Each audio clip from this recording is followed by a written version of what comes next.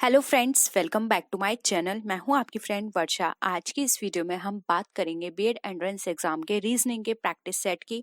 इस practice set में हमने एक न्यू टॉपिक लिया है जो कि हमारा एज रिलेटेड प्रॉब्लम से बहुत टाइम से रिक्वेस्ट कर रहे थे, लेकिन हम लोग सीरियल वाइज सारे चीज कर रहे थे तो इसलिए डिले हो रही था इस टॉपिक के लिए। तो आज हम एज रिलेटेड जो भी प्रॉब्लम्स पे क्वेश्चंस आते हैं उनको डिस्कस करेंगे। वीडियो को लास्ट तक देखिएगा क्योंकि बहुत इंटरेस्टिंग हम यहाँ पे सारे क्वेश्चंस को डिस्कस करेंगे। स्टार्ट करते हैं वीडियो को। वीडियो पसंद आए तो वीडियो को लाइक कीजिए, फ्रेंड्स या शेयर कीजिए। स्टार्ट करते हैं। 5 वर्ष पूर्व पिता एवं पुत्र की आयु का योग 40 था। यानी कि ये बात कर रहे हैं कि 5 साल पहले की बात करें तो पिता और पुत्र के अगर टोटल करें तो 40 वर्ष था। अब उनकी आयु का अनुपात जो है यानी कि रेशियो जो है 4:1 है। तो पिता की वर्तमान आयु क्या होगी? 50 वर्ष, 55 वर्ष, 45 वर्ष या फिर 40 वर्ष? आंसर करिए।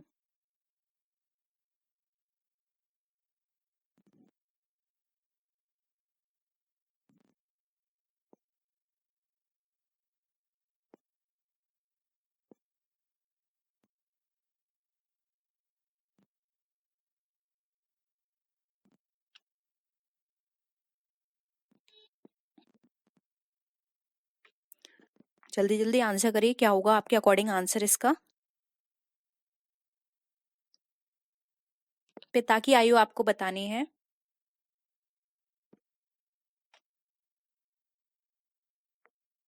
देखिए करते हैं।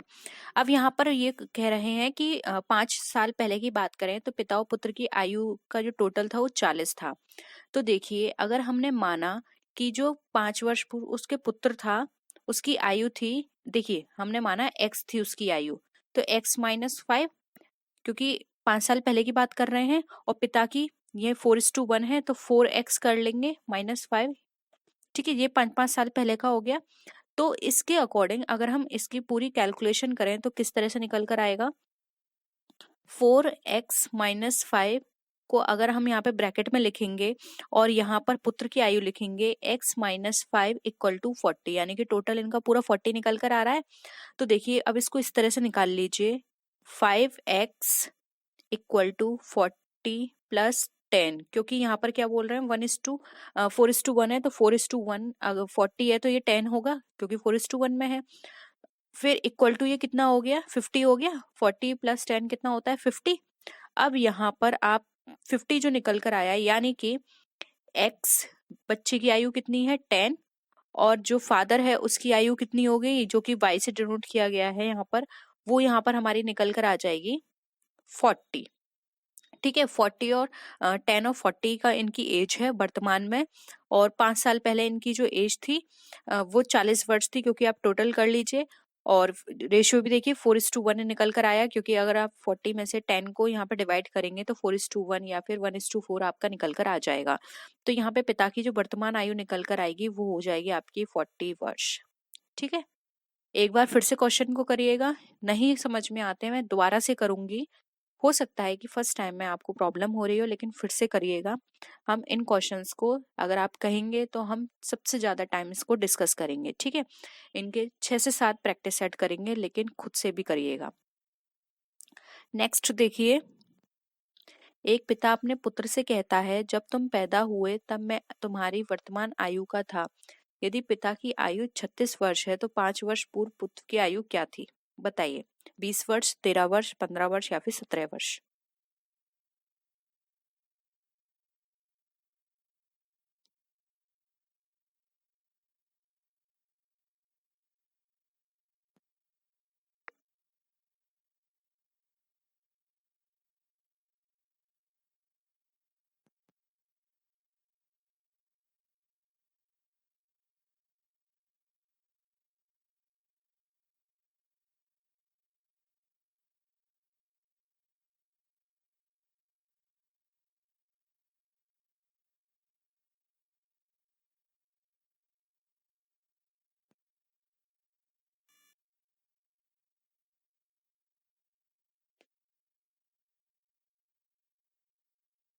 देखिए सॉल्व करें। देखिए, एक पिता अपने पुत्र से कहता है, जब तुम पैदा हुए तब मैं तुम्हारी वर्तमान आयु का था, यानी कि जब वो बच्चा पैदा हुआ होगा तो उसका पिता उस एज का होगा जो अब उसका बेटे की एज है। ठीक है, यदि पिता की आयु अब 36 है तो 5 वर्ष पूर्व पुत्र की आयु क्या थी। ठीक है, तो इससे अंदाजा लगा लीजिए। देखिए, अगर हम यहाँ पे प्रश्न के अकॉर्डिंग बात करें तो अगर हम मानते हैं कि पुत्र की आयु कितनी है, एक्स है उसकी। ठीक है, माना पुत्र की आयु एक्स है और जो पिता की वर्तमान आयु कितनी है, यहाँ पर एक्स वर्ष पहले, यानी कि 5 वर्ष पहले की बात करें, एक्स वर्ष पहले पिता की आयु कितनी होगी, एक्स वर्ष होगी। ठीक है, अब यहाँ पर पिता की वर्तमान आयु की बात करें तो x plus x equal to कितना हो जाएगा, 2x वर्ष। लेकिन प्रश्नानुसार क्या कह रहा है कि यहाँ पर पिता की वर्तमान आयु कितनी है, 36 है। तो यहाँ पर 2x इक्वल टू 36 यहाँ पर अगर हम करें तो वर्तमान में उसकी 36 आयु है, तो पुत्र की आयु अब कितनी हो जाएगी। इसके अकॉर्डिंग अगर हम 5 साल पहले इसके देखें तो अगर इसको हम 2 से डिवाइड करेंगे तो हमारा ये कितना निकल कर आएगा, 18। यानी कि अब पुत्र की वर्तमान आयु 18 वर्ष है और 5 वर्ष पूर्व बात करें तो 18 में से अगर आप 5 माइनस करेंगे तो आपका 13 निकल कर आ जाएगा। यानी कि जब उसका पुत्र पैदा हुआ था तब पिता की आयु 13 वर्ष थी और अब उसकी 36 वर्ष है और 5 साल पहले की बात कर रहे हैं। तो अभी तो उसकी 18 है लेकिन 5 वर्ष पूर्व 13 थी। ठीक है, लेकिन यहाँ पर तो ये पूछा गया है कि पुत्र की आयु क्या थी, तो पुत्र की आयु यहाँ पर हो जाएगी 13 वर्ष। पुत्र की आयु कौन सी थी, 13 वर्ष थी। ठीक है, होप ये भी आपको क्लियर होगा, 13 वर्ष वाला। ठीक है, स्क्रीनशॉट ले लीजिए, फिर से आराम से सॉल्व करिएगा सारे क्वेश्चंस को। देखिए, एक बार में कोई चीज समझ में नहीं आती, खुद से सॉल्व करिएगा। जिस तरह से गौरव स्क्रीनशॉट देते हैं वहां पर टेलीग्राम पर, आप भी, आपको कोई प्रॉब्लम है फिर से घर पे सॉल्व करिए और स्क्रीनशॉट दीजिए। नहीं आएगा हम फिर से डिस्कस करेंगे, डिस्कस करने की मना नहीं है। ठीक है, बट पहले आप खुद से भी सॉल्व करिएगा। बहुत अच्छा लगता है जब आप खुद से सॉल्व करते हैं और स्क्रीनशॉट वहां पर देते हैं तो। अब देखिए, थर्ड क्वेश्चन है। देखिए यहाँ पर, ए बी से आयु में 3 गुना बड़ा है। 4 वर्ष पहले सी की आयु ए की आयु की 2 गुनी थी। 4 वर्ष में ए 31 वर्ष का हो जाएगा और बी और सी की वर्तमान आयु क्या है आपको ये बतानी है। तो देखिए, ये हमारे ऑप्शंस हैं, 10 वर्ष, 50 वर्ष, 9 वर्ष, 46 वर्ष, 9 वर्ष, 50 वर्ष और 10 वर्ष, 46 वर्ष। बताइए, आप सॉल्व करके देखिए कितना आंसर आएगा, फिर हम सॉल्व करते हैं।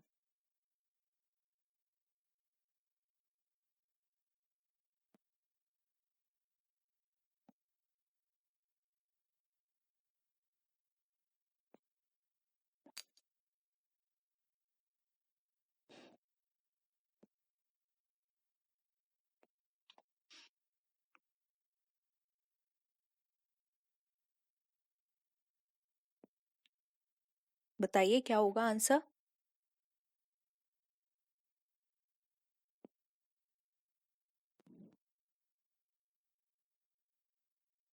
देखिए, हम सॉल्व करते हैं। पहले इसमें हम ए की वर्तमान आयु निकालेंगे। तो देखिए, ए की वर्तमान आयु निकालना बहुत आसान है। इसमें दे रखा है 4 वर्ष में ए 31 वर्ष का हो जाएगा, यानी कि ये बताया कि 4 वर्ष में 31 वर्ष का हो जाएगा। तो 4 साल बाद होगा, तो 4 साल पहले अगर हम 31 में से -4 कर देते हैं तो हमारा कितना निकल कर आ जाएगा। Sorry, 1 minute. 31 में से 4 माइनस करेंगे तो हमारा 27 निकल कर आ जाएगा, यानी कि 27 साल क्या है, ए की वर्तमान आयु है। ठीक है, अब बी की वर्तमान आयु निकालिए, जबकि यहाँ पे देख क्या दे रखा है, ए बी से 3 गुना बड़ा है। तो डिवाइड कर लेंगे 27 में 3, तो यहाँ पर कितना निकल कर आ जाएगा हमारा 9, यानी कि ये किसकी आयु है, बी की आयु है वर्तमान। अब पुनः 4 वर्ष पहले का निकालना है हमें। तो देखिए, ये तो हमने अब का निकाला था। अब यहाँ पर ये बोल रहे हैं कि 4 वर्ष पहले सी की आयु ए की आयु की दुगनी थी। ठीक है, तो पुनः 4 वर्ष पहले ए की आयु कितनी होगी, तो ये जो 27 है वर्तमान में, 27, इसमें से -4 फिर से कर दीजिए तो हमारा कितना निकल कर आ जाएगा, 23। यानी कि 4 वर्ष पहले 23 थी, अब 27 है और 4 साल बाद 31 हो जाएगी। सिंपल है यहाँ तक। अब देखिए, 4 वर्ष पहले सी की आयु कितनी थी, यहाँ पे साफ दे रखा है सी की आयु ए की दुगनी थी, तो ए की 23 है। ठीक है, तो इसकी दुगनी अगर हम करेंगे तो सी की हमारी कितनी आयु निकल कर आ जाएगी, 46 वर्ष। तो सी की आयु कितनी हो गई, 46 वर्ष हो गई। अब वर्तमान में सी की आयु निकाल लीजिए, तो ये 46 जो है वो 4 साल पहले थी। अब इस 46 में आप ऐड कर देंगे +4, तो कितनी आयु हो जाएगी आपकी, 50 साल हो जाएगी। ठीक है, तो यहाँ पर आपका डायरेक्ट आंसर निकल कर आ जाएगा। ठीक है, 9 वर्ष और 50 वर्ष, क्योंकि बी की आयु पूछी है, बी की आयु यहाँ पर कितनी निकल कर आई, 9, और यहाँ पर सी की वर्तमान आयु पूछी है, तो सी की वर्तमान आयु यहाँ पर हमारी कितनी निकल कर आई, आपने यहाँ पे 46 में प्लस किए थे 4, तो 50 हो गए।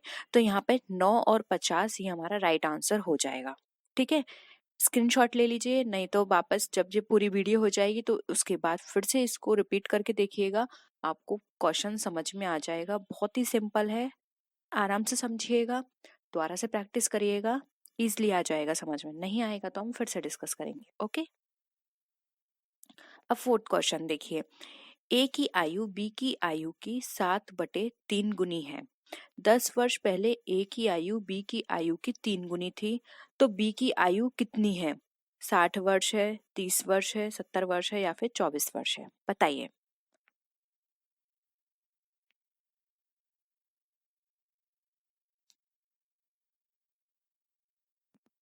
बी की आपको इसमें वर्तमान आयु पूछी है, तो आपको नहीं पता तो x मान के चलिए बी की आयु।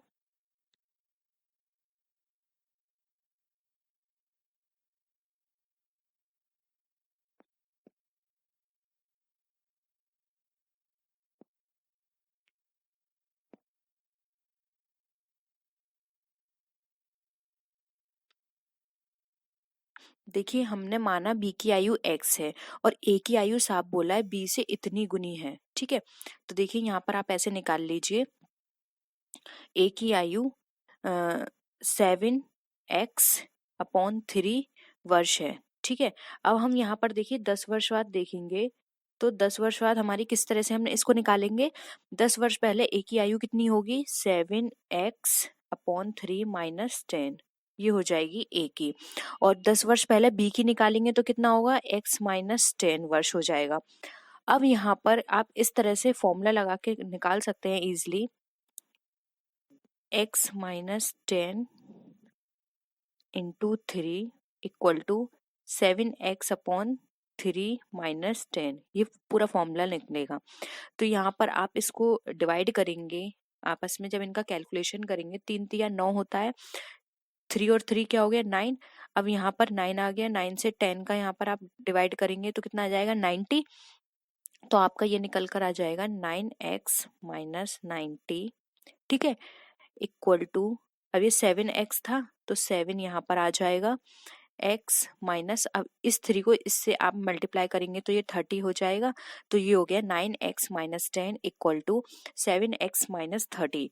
तो यहाँ पर आप देखिए x और x कितना हो गया, 2x हो गया, और यहाँ पर आप इसको मल्टीप्लाई करेंगे 30 को, तो यहाँ पर कितना निकल कर आ जाएगा, 60। तो देखिए हमारा जो दूसरी कैलकुलेशन होगी वो होगी 2x इक्वल टू 60, और b की आयु हमारी कितनी दे रखी है, तो b की आयु यहाँ पर 2x है, x बाहर ले आइए, 60 ऊपर, यहाँ पे 2 कर दीजिए, इससे इसको डिवाइड कर दीजिए, ये आ जाएगा 30। तो b की आयु हमारी कितनी हो जाएगी, 30 वर्ष। तो ऑप्शन बी राइट है। ठीक है, तो इस तरह से इसका निकलेगा। वैसे ये बहुत ही लेंदी है प्रोसेस, इस तरह के आपके एग्जाम में नहीं आते हैं, और एज से रिलेटेड भी इतने नहीं पूछे जाते हैं, सिंपल पूछे जाते हैं, बट फिर भी आप प्रैक्टिस कर लीजिए, बाई चांस आ भी सकते हैं। वैसे अब तक हमने जितने भी क्वेश्चंस देखे हैं उसमें इस तरह के इतने लेंदी तो नहीं पूछे गए हैं। तो अगर आप इस तरह के क्वेश्चंस, मैं तो ये कहूंगी, सॉल्व कर सकते हैं, तभी आप अपना टाइम दीजिएगा इन तरह के क्वेश्चंस में, नहीं तो आप इन क्वेश्चंस की वजह से अपने और क्वेश्चंस को मत छोड़िए। क्योंकि अगर कोई भी चीज आपको थोड़ी डिफिकल्ट भी लगती है और आपको लगता है कि आपकी प्रैक्टिस करने के बाद भी आप कंफ्यूज हो सकते हैं उसमें, तो प्लीज उस पर टाइम वेस्ट मत कीजिए। आपके पास वैसे ही बहुत सारे सब्जेक्ट, बहुत सारे टॉपिक्स ऐसे हैं जिन पर आप फोकस कर सकते हैं और मार्क्स सारे ला सकते हैं वहां से। तो एक, और ऐसा नहीं है कि हर स्टूडेंट को सभी चीज आनी चाहिए, कोई भी हर चीज में परफेक्ट नहीं होता है। अगर आपको लगता है कि एज वाले आप कितने भी समझ लें आपको नहीं आएंगे, तो प्लीज मैं तो यही कहूंगी कि इस टॉपिक को स्किप कर दीजिए, क्योंकि रीजनिंग में इसके अलावा भी बहुत टॉपिक हैं जहाँ से क्वेश्चंस आते हैं। ठीक है, और आप देख लीजिएगा प्रैक्टिस से, अगर आपको लगता है कि आप कर सकते हैं तो प्लीज जरूर करिएगा। ठीक है, अब फिफ्थ क्वेश्चन देखिए। राम की आयु श्याम से दुगनी है। यदि 10 वर्ष पहले राम श्याम से 4 गुना बड़ा था तो राम और श्याम की वर्तमान आयु क्या है?